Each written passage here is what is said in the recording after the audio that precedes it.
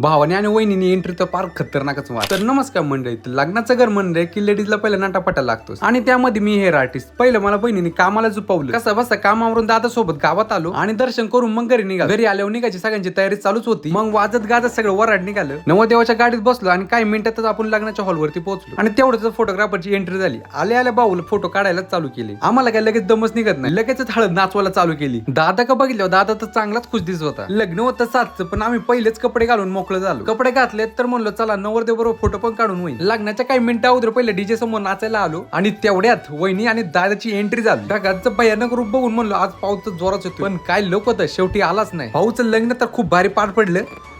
लग्न झालं, मी बसमध्ये येऊन बसलो आणि बसमध्ये काय धिंगाणा झालाय ना, पण त्याची व्हिडिओज काढता आली ना. घरी पोहोचायच्या अगोदर सेटअप पहिला रेडीच होता. वारात तर 12च्या नंतरच चालू झाली. वारातीमध्ये काय धिंगाणा झालाय ना.